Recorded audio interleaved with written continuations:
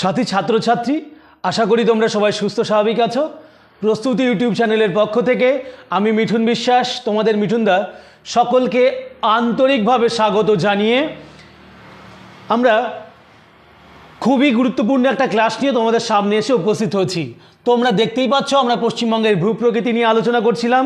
আমরা এর আগেও দুটি পর্বে পশ্চিমবঙ্গের ভূপ্রকৃতি আলোচনা করেছি। আজকে তৃতীয় পর্বে এসে যেটা জানবো সেটা হচ্ছে পশ্চিমবঙ্গের বৃহৎ সমভূমি অঞ্চল। আমি ম্যাপটাও নিয়ে এসেছি, তোমাদেরকে ম্যাপে দেখিয়ে দিই আজকের আলোচনার টপিক কোনটা। তাহলে প্রথমেই তোমরা দেখতে পাচ্ছ যে উত্তরের পার্বত্য অঞ্চল। আমরা দেখেছিলাম পশ্চিমবঙ্গের এই যে উত্তরের অংশ, ওই অংশটাতে রয়েছে উত্তরের পার্বত্য অঞ্চল, তোমরা দেখে নিয়েছো। দ্বিতীয়ত আমরা যেটা দ্বিতীয় পর্বে করেছি সেটা হচ্ছে আমরা পশ্চিমের মালভূমি অঞ্চল, এই পশ্চিমের মালভূমি অঞ্চলটা দেখে নিয়েছিলাম। যদিও এইরকমভাবে কিছুটা অংশ এইভাবে চলে আসে, আমি এটা মুছে দিয়ে এইভাবে রেখে দিচ্ছি। বীরভূম জেলার কিছু অংশ মালভূমির মধ্যে আসে।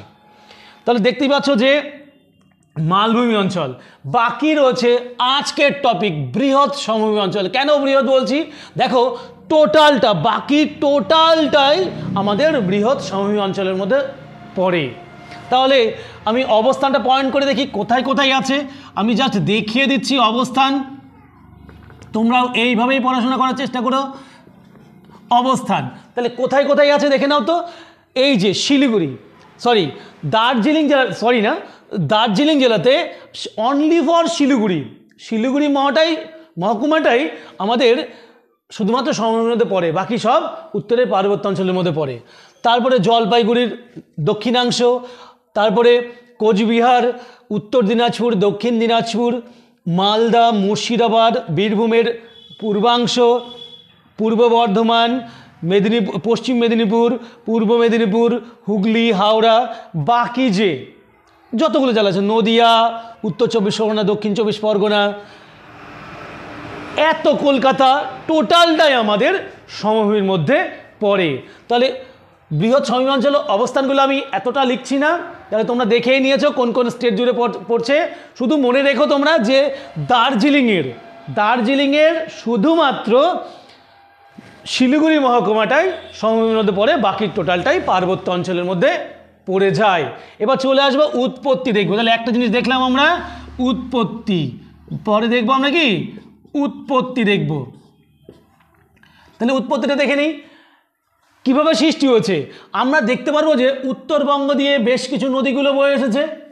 উত্তরবঙ্গের তিস্তা, তোর্ষা, জলঢাকা রয়েছে, মহানন্দা রয়েছে। এই নদীগুলো তারা প্রবাহিত হওয়ার সময় যে পলিবালিগুলো বহন করে নিয়ে আসে, সেইগুলো এখানে জমাট বেঁধে তৈরি হয়েছে পলিগঠিত। দ্বিতীয়ত যে বৃহত্তম নদী আমাদের গঙ্গা রয়েছে, গঙ্গার টোটাল পলি সমৃদ্ধ অঞ্চল এটা। তৃতীয়ত মালভূমি অঞ্চল দিয়ে আমরা এখানে দেখতে পাচ্ছি যে দামোদর, ময়ূরাক্ষী, তারপরে হচ্ছে অজয় নদী, এই যে নদীগুলো রয়েছে, সমগ্র নদীর পলিগুলো সঞ্চয় হয়ে আমাদের পলিগঠিত সমভূমি গড়ে উঠেছে। তাহলে উৎপত্তি তোমরা দেখে নিয়েছো। তারপর চলে আসবো যে উচ্চতা। আমরা দেখব কি উচ্চতা। আজকে একটু বেশি বলেই নিচ্ছি, কারণ আজকে দেখার বিষয় আছে, লিখতে গেলে অনেক লেখা লাগবে। এবার উচ্চতা কি জানবো, যে আমাদের আমাদের এই সমভূমি অঞ্চলটা যদি আমরা দুটো ভাগে ভাগ করে রাখি, তাহলে উত্তরবঙ্গ আর দক্ষিণবঙ্গ হিসাবে ভাগ করে নিই। তাহলে উত্তরবঙ্গ যদি আমরা উত্তর দিকে এটা দেখে নিই, তাহলে দেখব এই যে সমভূমি অঞ্চলটা আছে, উত্তরবঙ্গের সমভূমি অঞ্চলটাতে ভূমির ঢাল বা উচ্চতা আছে একটু বেশি। এখানে উচ্চতা হচ্ছে উত্তরবঙ্গে 150 মিটার প্রায়। উত্তরবঙ্গে কত?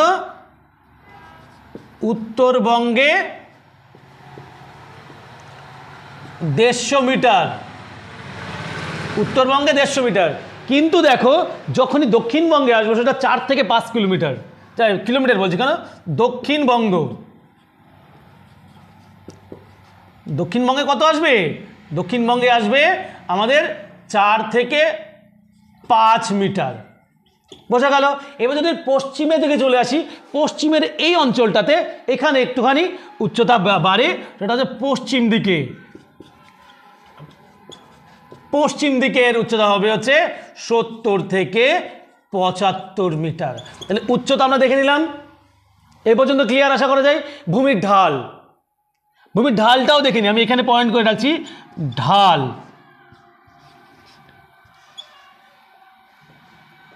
এটা বলতে এই সমভূমির ঢাল দেখে নিই, পয়েন্ট করে রাখছি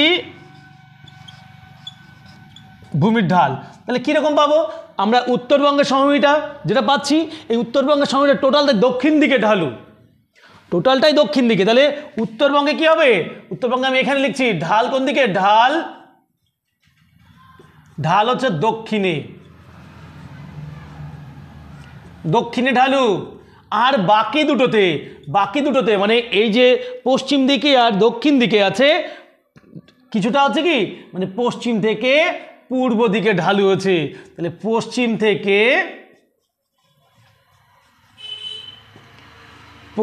থেকে দক্ষিণ পূর্ব,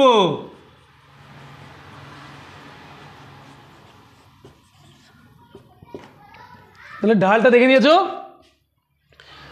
এর ঢাল কোথায়, আমরা উত্তরবঙ্গে ঢাল পেয়েছি দক্ষিণে, উত্তরবঙ্গের ঢাল হচ্ছে দক্ষিণে, আর দক্ষিণে আর পশ্চিমে এই ঢাল পেয়েছি পশ্চিম থেকে দক্ষিণ পূর্বে। এ পর্যন্ত আশা করি ক্লিয়ার, ভূমির ঢাল পর্যন্ত দেখে নিলাম। তারপরে চলে আসবো বিভাগ, যেহেতু এখানে জায়গা নেই আমি এটা মুছে দিচ্ছি। তোমরা অবশ্যই যাদের প্রবলেম হচ্ছে আমাকে কমেন্ট করে জানিও, আমি তোমাদেরকে বিষয়গুলোকে আরও ভালো করে ক্লিয়ার করে দেওয়ার চেষ্টা করব। জানাতে হবে, আমাকে জানাতে হবে যে দাদা কোথায় প্রবলেম হচ্ছে। ঠিক আছে, তাহলে এবার চলে আসবো আমরা ভূপ্রাকৃতিক বিভাগ। আমরা বিভাগ বলে পয়েন্ট করছি বা ভূপ্রাকৃতিক বিভাগ। পরের পয়েন্ট যাব কি, ভূ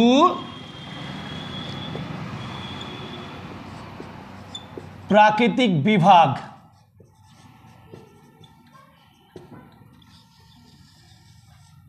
ভূপ্রাকৃতিক বিভাগ তো দেখেই বলা যাবে যে আমাদের সমভূমি অঞ্চলে ভূপ্রাকৃতিক বিভাগ দুই ভাগে ভাগ করা যাবে।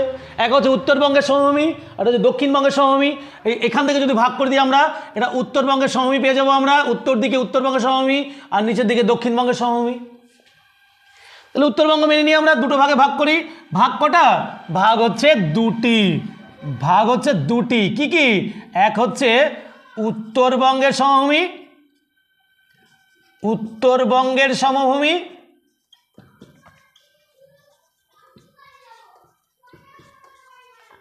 আর দুই নম্বর হচ্ছে দক্ষিণবঙ্গের সমভূমি, দক্ষিণবঙ্গের সমভূমি, বঙ্গের সমভূমি। তাহলে তোমরা দেখতে পাচ্ছ এটা আমি লিখে রাখছি, এগুলো টোটালটাই হচ্ছে উত্তরবঙ্গের সমভূমি,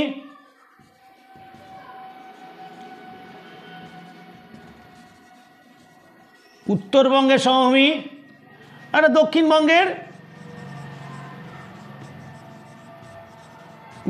সমভূমি। ঠিক আছে, তাহলে এটুকু দেখে নিয়েছো। এইবার আমি এই উত্তরবঙ্গের সমভূমি আর দক্ষিণবঙ্গের সমভূমি সম্বন্ধে যাবতীয় জানার চেষ্টা করব। তাহলে ফার্স্ট পয়েন্ট আমরা নিয়ে নিলাম, দক্ষিণবঙ্গের সমভূমিটা মুছে দিচ্ছি, তারপরে চলে আসবো উত্তরবঙ্গের পরে পরে দেখছি আমরা ওটা। তাহলে প্রথমে চলে আসি একই রকমভাবে, এরও এই ভূমির ঢাল, এর উচ্চতা সবই একই রকম পয়েন্টভাবে জানবো। প্রথমত জানবো অবস্থান, এরও অবস্থান আছে। আমি একটুখানি শর্টে যাব, তাহলে একই রকমভাবে জানার চেষ্টা করবো। উত্তরবঙ্গের সময় অবস্থান কোথায় কোথায় আছে, এক শিলিগুড়ি, শিলিগুড়ি দেখতে পাবো, দার্জিলিং কিছু পেয়েছি, জলপাইগুড়ি, কোচবিহার, উত্তর দিনাজপুর, দক্ষিণ দিনাজপুর, মালদা, মুর্শিদাবাদ। তাহলে কটা পেলাম, কটা, ছয়টা। উত্তরবঙ্গের সমভূমি আছে ছয়টাতে, ছয়টার মধ্যে পেয়ে যাবো। আর দক্ষিণবঙ্গের সমভূমিতে 14টা জেলাতে পাবো। ওকে, আর বাকি দুটোতে রয়েছে আমাদের কি পার্বত্যাঞ্চলটা রয়ে গেছে, পরে দেখছি আমরা সেটা। তাহলে দেখি অবস্থান কয়টায়, এক দেখে নিই, দার্জিলিং, জলপাইগুড়ি, কোচবিহার 3টে, উত্তর দিনাজপুর, দক্ষিণ দিনাজপুর, মালদা। তাহলে 6টা প্রায় অবস্থান, 6টা জেলা, 6টা জেলা জুড়ে পেয়ে যাচ্ছি। এটুকু ক্লিয়ার হয়ে গেল অবস্থান। তারপর এটা কেমন, এটা হচ্ছে উত্তরের পার্বত্য অঞ্চল, সেই পার্বত্য অঞ্চলের পাদদেশে অবস্থিত। তাহলে পাদদেশীয় সমভূমি আমি এক একটা বৈশিষ্ট্য দেখি, বৈশিষ্ট্য হিসেবে লিখি, বৈশিষ্ট্য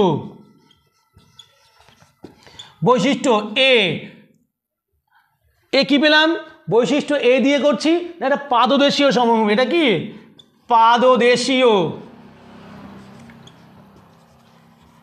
সমভূমি। ক্লিয়ার এই পর্যন্ত ক্লিয়ার। চলো তারপর দেখে নিই এটা কেমন। না, এই অঞ্চলটা এইখানে তিস্তা নদী আছে, তিস্তা নদী বয়ে গেছে। এই তিস্তা নদী উত্তরবঙ্গের সমভূমিকে দুই ভাগে ভাগ করে দিয়েছে। জানার জন্য বলছি, দুই ভাগে ভাগ করে দিয়েছে। এর নাম হচ্ছে, একটা হচ্ছে পশ্চিম দিকে, তিস্তা নদীর পশ্চিম দিকের নাম হচ্ছে তরাই, তরাই অঞ্চল, আর তিস্তার পূর্ব দিকে হচ্ছে ডুয়ার্স অঞ্চল, ডুয়ার্স অঞ্চল, তরাই আর ডুয়ার্স। তাহলে কে ভাগ করেছে? তিস্তা নদী ভাগ করেছে। তাহলে তরাই অঞ্চল, এখানে স্যাঁতসেতে, তরাই মানে স্যাঁতসেতে, এই স্যাঁতসেতে যে ভূমি বনভূমি তৈরি হচ্ছে সেটা হচ্ছে আমাদের তরাই অঞ্চলের বনভূমি। তাহলে এখানে পাওয়া যায়, এখানে কি বি স্যাঁতসেতে প্রকৃতির, স্যাঁতসেতে আমি লিখে রাখলাম, স্যাঁতসেতে প্রকৃতির বনভূমি পাওয়া যায়, বনভূমি, বনভূমি বা সমভূমি যা কিছু লিখতে পারো। এখানে সি অনেকগুলো বৈশিষ্ট্য পেয়ে যাবো আমরা। উত্তর ঢালু, ঢালু কি হবে? উত্তর থেকে দক্ষিণে ঢাল, ঢাল কি হবে? ঢাল হবে উত্তর থেকে দক্ষিণ। তারপরে ডি, ডি আমরা কি পাবো না, এই এখানে যেখানে একটা জিনিস পাবো, এখানে ভাবর মৃত্তিকা দেখতে পারবো, ভাবর মৃত্তিকা, ভাবর, ভাবরটা কি জিনিস বলি, ভাবর মাটি, মৃত্তিকা লিখি, মৃত্তিকা, শুনতে ভালো লাগবে। ভাবর মৃত্তিকা কি জিনিস? যে আমরা পর্বতের পাদদেশে অঞ্চলে, পর্বতের পাদদেশীয় অঞ্চলে যে নুড়ি কাকর বালি সমৃদ্ধ তরঙ্গায়িত ঢেউ খেলানো যে ভূমি, তাকে বলা হবে ভাবর মৃত্তিকাযুক্ত অঞ্চল। তাহলে এই অংশটা সেই ভাবর মৃত্তিকাযুক্ত অঞ্চল পেয়ে যাচ্ছে। ওকে, ক্লিয়ার? তারপরে চলে আসবো যে উত্তরবঙ্গের সমভূমি আর দক্ষিণবঙ্গের সমভূমি। উত্তরবঙ্গের সমভূমি কি আবার দুটো ভাগে ভাগ করা আছে, দুটো ভাগে ভাগ রয়েছে। একটা হচ্ছে তরাই সমভূমি অঞ্চল, আরেকটা হচ্ছে গঙ্গা ব্রহ্মপুত্র সমভূমি অঞ্চল। তাহলে বিভাগ, বিভাগ কি আমি এইটা সম্বন্ধে জানছিলাম আমরা, এরও দুটো ভাগ আছে, উপবিভাগ। তাহলে উপবিভাগ করে দিই আমি, মুছে দিই একটা, সি ডি ই দিয়ে করে দিই, ই। তাহলে সি ডি ই উপবিভাগ, উপবিভাগ কয়টা? দুটো উপবিভাগ, দুটো। কি কি? দুটো উপবিভাগ আছে। একটা হচ্ছে তরাই অঞ্চল, যেটা বলেছি আমি, তরাই সমভূমি অঞ্চল, আরেকটা হচ্ছে গাঙ্গেয় সমভূমি অঞ্চল। এটা এটা রোমানারূপে 1 দিয়ে রাখলাম, 2 দিয়ে করলাম গাঙ্গেয় সমভূমি অঞ্চল, গাঙ্গেয়, গাঙ্গেয় ব্রহ্মপুত্র, ব্রহ্মপুত্র সমভূমি অঞ্চল। কোন অংশটা দেখে নাও, যে গাঙ্গেয়, আমরা এই দিনাজপুর এই জায়গাটা পাচ্ছি, দিনাজপুর এখান থেকে, আর এখানে আমরা ব্রহ্মপুত্র নদী এখান থেকে মিশছে আমরা দেখতে পাচ্ছি। তো এই যে অংশটা, এই অংশটা হচ্ছে আমাদের গাঙ্গেয় ব্রহ্মপুত্র সমভূমি অঞ্চল। কোথায় আছে? উত্তর দিনাজপুর, দক্ষিণ দিনাজপুর, কোচবিহার, এই অংশটা জুড়ে রয়েছে আমাদের গাঙ্গেয় সমভূমি বা গাঙ্গেয় ব্রহ্মপুত্র সমভূমি অঞ্চল। ওকে, ক্লিয়ার? আমরা দুটো উপবিভাগও জেনে গেছি। চলে আসবো এইবার, তাহলে কোথায় আছে? গঙ্গা আর আমাদের, গঙ্গা আর ব্রহ্মপুত্রের মাঝে আছে, তাই এর নাম হচ্ছে গাঙ্গেয় ব্রহ্মপুত্র সমভূমি অঞ্চল। তারপরে কি পাবো? আচ্ছা, এই অংশে আরেকটা ভাগ, আরেকটা কয়েকটা ভাগ পাবো। এই গাঙ্গেয় ব্রহ্মপুত্র সমভূমি অঞ্চলটার কয়েকটা ভাগ আমরা কয়েকটা বিষয় জেনে নেব, মুছে দিই আমি।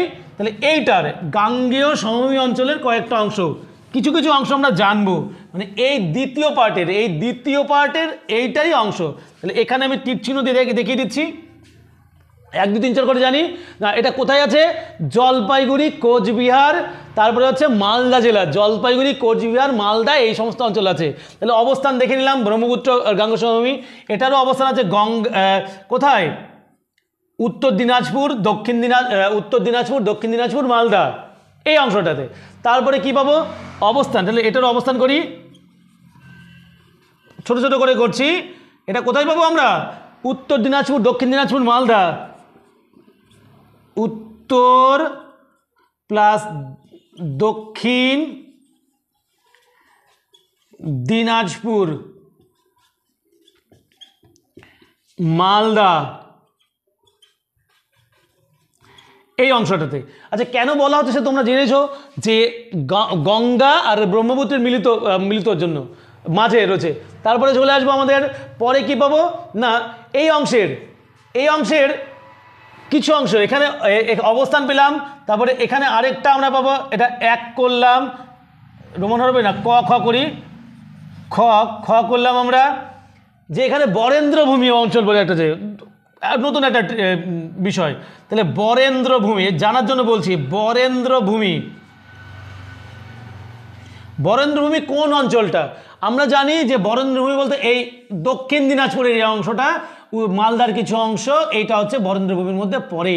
তাহলে আমি একটু মুছে দিয়ে লিখছি, দেখো এই যে দক্ষিণ দিনাজপুর আর এই অংশটা হচ্ছে বরেন্দ্রভূমি। কেন বরেন্দ্রভূমি বা বারিন্দ অঞ্চল বলা হয়? এখানে হচ্ছে যে মাটিটা একটু লাল মানে ল্যাটেরাইট মৃত্তিকার অংশ পাওয়া যায়। আর দ্বিতীয়ত যে এই অংশটা কি হয়, এখানে হচ্ছে বরেন্দ্রভূমি, মানে এই অঞ্চলে নদী পলিবালি পড়ে সমৃদ্ধ হয়েছে, আর সম্ভব নয় ওই চত্বরে আর পলি গঠিত হতে পারে না, পলি জমতে পারে না, তাই হচ্ছে বারিন্দ্র অঞ্চল বা প্রাচীন অংশ বলা হয়। প্রাচীন অংশ হচ্ছে এটাই বারিন্দ্রভূমি। চলে আসবো, বারিন্দ্রভূমি জেনে গেলাম। তারপরে জানবো হচ্ছে তাল, গ দিয়ে জানবো তাল। তাল কি জিনিস? তাল মালদা জেলা, উত্তর দিনাজপুর জেলা, দক্ষিণ দিনাজপুর জেলা, এই কিছু কিছু অংশে যে ক্ষুদ্র ক্ষুদ্র জলাভূমিগুলো পাওয়া যায় সেইগুলোকেই বলা হয় তাল। তাহলে তাল কি জিনিস? এই যে মালদাতে, দক্ষিণ দিনাজপুরে কিছু কিছু অংশে যে ছোট ছোট জলাভূমি দেখা যায়, যে জলাভূমি, তাল জলাভূমি, তাকে বলা হবে তাল। স্পেশালি মালদাতে এটা বেশি পাওয়া যায়, তাই হচ্ছে তাল। বোঝা গেল তাল। আরেকটা জানবো, সেটা দিয়ারা। আমি এখানে গ লিখছি, গ কোথায় করি, যাই হোক এটাকেই ঘ করে দিই, দিয়ারা। এটা ভালো করে জানবে, এটাও জানার বিষয়। দিয়ারাটা কি না, দিয়ারা ছোট্ট একটা কোশ্চেনে আসতে পারে তোমাদেরকে। দিয়ারা কি? আমরা জানি এই যে গঙ্গা নদী পশ্চিমবঙ্গের মধ্যে প্রবেশ করে গেছে, এই যে মালদা, এই মালদার যে দক্ষিণ প্রান্ত, গঙ্গা নদী সমৃদ্ধ যে অঞ্চলটা, মানে গঙ্গার সঙ্গে সংলগ্ন যে অংশটা, যেখানে গাঙ্গেয় পলি জমা হয়, এই যে নবীন পলি জমা হয়, সেই অংশটাকে বলা হয় দিয়ারা। তাহলে মালদাতে অবস্থিত গাঙ্গেয় পলিযুক্ত বা নবীন পলিযুক্ত যে ভূমি, তাকে বলা হচ্ছে দিয়ারা। তাহলে নবীন পলি কি? মালদাতে আছে কি হবে? নবীন পলি দ্বারা, কার? গঙ্গার নবীন পলি দ্বারা গঠিত ভূমিরূপকে বলা হচ্ছে দিয়ারা। ওকে, এই পর্যন্ত গেল আমার গাঙ্গেয় সমভূমি দেখে নিলাম, আমরা উত্তরবঙ্গের সমভূমিটাকে দেখে নিলাম। চলে আসবো এবার দক্ষিণবঙ্গের সমভূমিটা দেখে আসি। তাহলে 2 নম্বরে পেয়ে যাবো আমরা। তাহলে এটুকু আমরা মুছে দিই, একটা তো গেল। 2 নম্বর দিয়ে চলে আসি দক্ষিণবঙ্গের সমভূমি। তোমরা যারা আমার এই ক্লাসে নতুন এসছো তাদেরকে বলবো অবশ্যই আমার ক্লাসটাকে দেখো ভালো করে, আর সাবস্ক্রাইব করতে ভুলো না। আর দ্বিতীয়ত আমার চ্যানেলটা যেহেতু খুবই নতুন, তাই তোমাদেরকে রিকোয়েস্ট, তোমরা তোমাদের আত্মীয় স্বজন বা পরিজনদের মধ্যে অবশ্যই ছড়িয়ে দিও। 2 নাম্বার দিয়ে পাবো দুই দিয়ে কি পাবো? 2 দিয়ে পাবো আমরা হচ্ছে দক্ষিণবঙ্গের সমভূমি।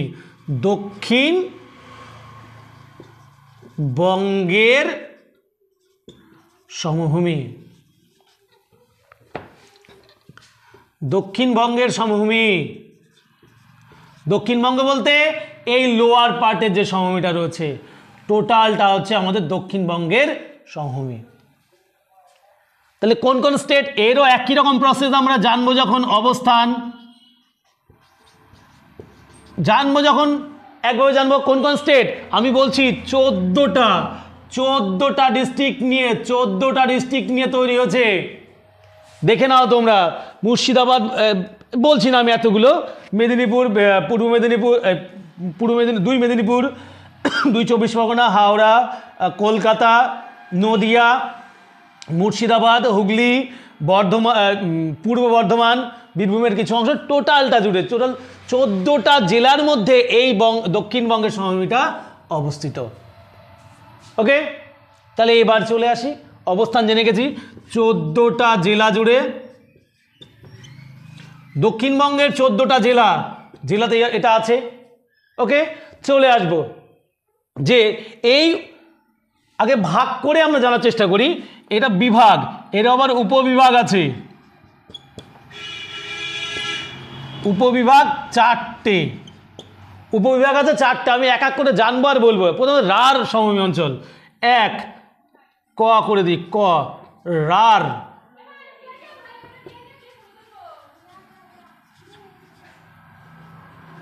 রার সমভূমি।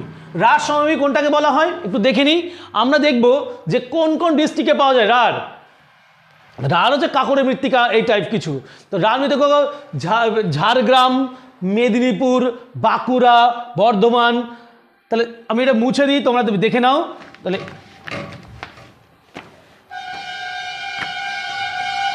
তাহলে পেয়েছি এই যে বীরভূম, বাঁকুড়া, বর্ধমান, এই যে অংশটা ঝাড়গ্রাম, এই সমস্ত অঞ্চলে যে মৃত্তিকাটা পাওয়া যাচ্ছে সেটা হচ্ছে আমাদের রার মৃত্তিকা। রার মৃত্তিকা, এই রার মৃত্তিকা যুক্ত অঞ্চলটাকে বলা হয়েছে রার সমভূমি অঞ্চল। এটা সংলগ্ন, কিসের সংলগ্ন? আমাদের মানে মালভূমি অঞ্চলের সংলগ্ন যে মৃত্তিকা অঞ্চল তাকে বলা হবে রার অঞ্চল। এবার চলে আসবো যে উপকূল সমভূমি, খ দিয়ে করছি উপকূল। উপকূল সমভূমি কোথায় পড়তে পারে তোমরা দেখে নাও। উপকূল বলতে আমাদের বঙ্গোপসাগরের এই যে সমভূমিটা আছে, এই উপকূল সমভূমি, এই জায়গাটা হচ্ছে আমাদের উপকূল সমভূমির মধ্যে পড়বে। উপকূল বলতে দেখে নাও তো ভালো করে, এই যে বঙ্গোপসাগরীয় উপকূল অঞ্চল, মানে সুন্দরবন এই অঞ্চলটাতে তৈরি হচ্ছে উপকূলীয় অঞ্চল, মেদিনীপুরের কিছু অংশ। তাহলে তোমরা দেখেই ফেলেছো, এখানে এটা হচ্ছে উপকূলীয় অঞ্চল। ব্রহ্মপুত্র উপকূল অঞ্চল, ব্রহ্মপুত্র সংলগ্ন যে সমভূমি অঞ্চল সেটা হচ্ছে ব্রহ্মপুত্র উপকূলীয় সমভূমি অঞ্চল। ওকে, চলে আসবো গাঙ্গেয় বদ্বীপ অঞ্চল, গ গাঙ্গেয়